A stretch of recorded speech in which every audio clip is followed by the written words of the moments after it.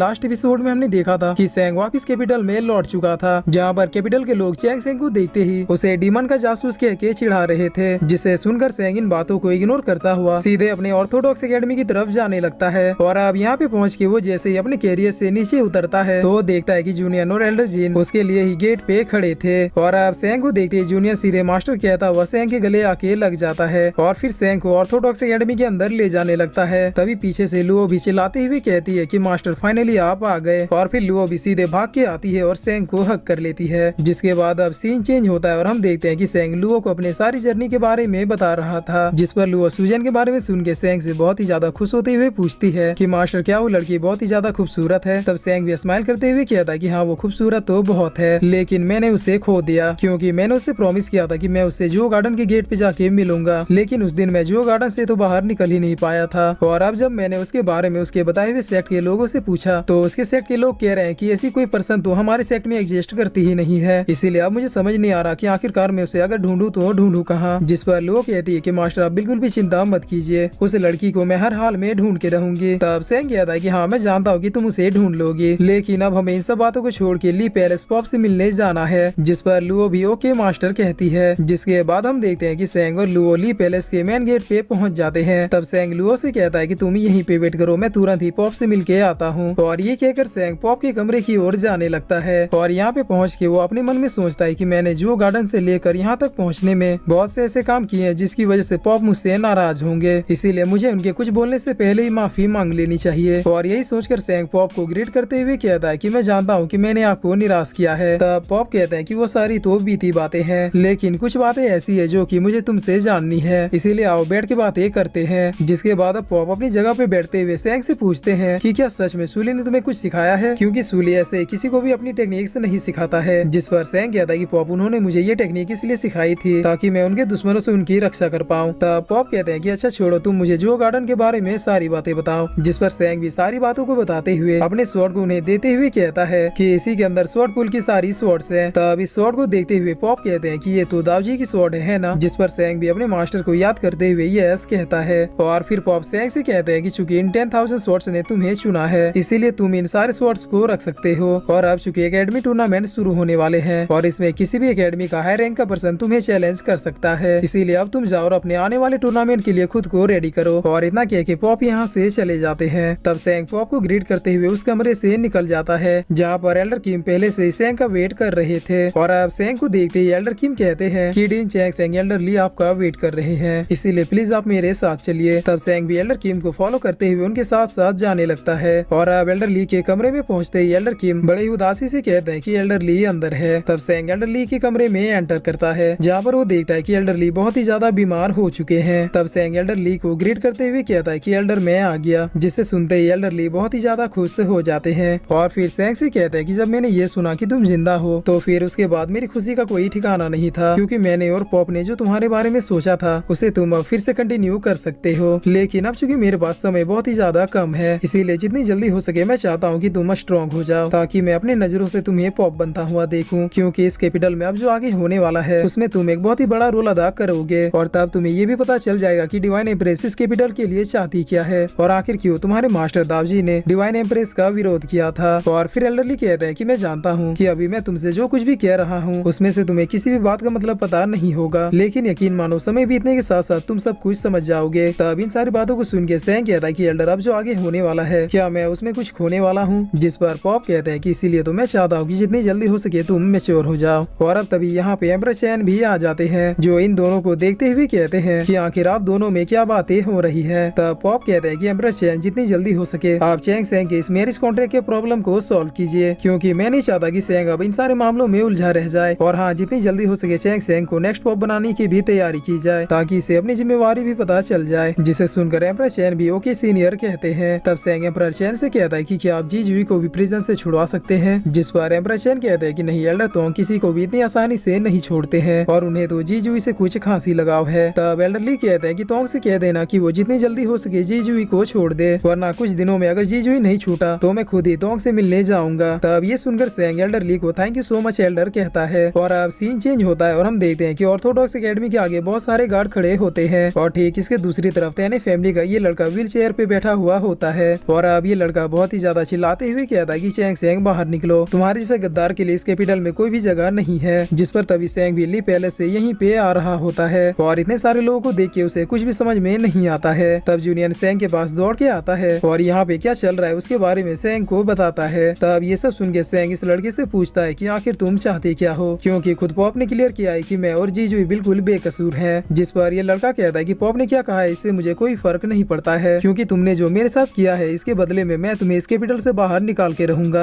और ये कहकर ये लड़का सेंग को फिर से डीमन का जासूस कह के चिढ़ाने लगता है। तब सेंग ऑर्थोडॉक्स एकेडमी के अंदर जाते हुए कहता है कि पता नहीं इस लड़के को कौन से दौरे पड़ रहे हैं। और अब एकेडमी के अंदर आ जाने के बाद सेंग जूनियर से पूछता है कि क्या जीजू की कोई खबर मिली है, जिस पर जूनियर नहीं कहता है। तब सेंग कहता है कि कोई बात नहीं, वो कुछ ही दिनों में वापस आ जाएगा। जिसके बाद अब सीन चेंज होता है और हम इस प्लेस को देखते हैं जहाँ पर सेंग फिर से ब्लैक ड्रैगन से मिलने आया था। और अब सेंग इस केव में एंटर कर जाता है और अपने सामने ही ब्लैक ड्रैगन को सोया हुआ देखता है। तब सेंग ब्लैक ड्रैगन के सामने उसके पसंदीदा खानों को रखता हुआ उसके सोल को भी रख देता है और फिर ब्लैक ड्रैगन के सोल को देखते हुए कहता है कि मेरे ख्याल से मुझे अभी सीनियर को नहीं जगाना चाहिए। और यही सोचकर सेंग ब्लैक ड्रैगन के सोल के बगल में एक मैसेज को लिख के वहाँ से चला जाता है। जिस पर तभी हम देखते हैं कि सेंग के जाते ही यहाँ पे डिवाइन एम्प्रेस भी आ जाती है, जो सेंग के लिखे हुए मैसेज को देखते हुए एक स्माइल करती है और फिर ब्लैक ड्रैगन के सोल को अपने हाथों में ले लेती है। तब ब्लैक ड्रैगन भी जैसे ही एम्प्रेस को देखती है तो सीधे अपने रियल बॉडी में चली जाती है। और अब सीन चेंज होता है और हम ऑर्थोडॉक्स एकेडमी में सेंग को देखते हैं, जो कि मेडिटेट करते हुए अपने माइंड कॉन्शियसनेस के अंदर देख रहा था और देखते हुए कह रहा था कि आखिर मैं अपनी कल्टीवेशन को और ज्यादा तेजी से कैसे बढ़ा सकता हूँ। तब सेंग को अपने 10,000 शॉट्स के पावर की याद आती है। तब सेंग अपने सोल फॉर्म का यूज करते हुए इन 10,000 शॉट के अंदर चला जाता है और यहाँ पे पहुँच के सेंग उस पावरफुल ऑब्जेक्ट को ढूंढने लगता है, जिसकी वजह से ये सारे स्वॉर्ड सेंग के इशारों पे चलते हैं। और अब इतने सारे स्वॉर्ड्स के अंदर जाने के बाद सेंग को फाइनली एक मोनोलिथ दिखाई पड़ता है, जिसे देखते हुए सेंग कहता है कि क्या ये वही मोनोलिथ है जिसे कई सारे लेजेंडरी एल्डरों ने मिलकर क्रिएट किया था, ताकि वो लोग इन 10,000 शॉट की पावर को यूज करते हुए जो गार्डन के बैलेंस को बनाए रख सके। और अब ये सोचते ही सेंग सीधे इस मोनोलिथ के अंदर चला जाता है, जिसकी वजह से यहाँ पर उसके बॉडी में बहुत ही ज्यादा पेन होने लगती है। तब सेंग इसी वजह से सीधे अपने कमरे के बाहर आ जाता है और फिर सीढ़ियों के पास आते हुए कहता है कि अचानक से मुझे क्या होने लगा था। जिसके बाद अब सीन चेंज होता है और हमें दूसरे दिन का सीन दिखाया जाता है, जहाँ पर सेंग बहुत ही जल्दबाजी में नाश्ता करके कहीं पे जाने के लिए सीधे कैरियर्स में जाके बैठ जाता है। तब जूनियर इस कैरियर्स को चलाते हुए सीधे सेंग को लेके म्यूजियम में आ जाता है, जहाँ पर बहुत से डिसाइपल अभी इन सारे मोनोलिथ्स को सॉल्व करके बाहर आ रहे थे। और अब थोड़ी देर वेट करने के बाद हम देखते हैं कि टैंक 36 बीसी प्लेस से बाहर निकल रहा था, जो सेंग और जूनियर को देखते हुए कहता है कि दोस्तों फाइनली मैंने ये कर ही दिया। और ये कहकर टैंक बहुत ही तेजी से इन दोनों की तरफ गले मिलने के लिए दौड़ता है।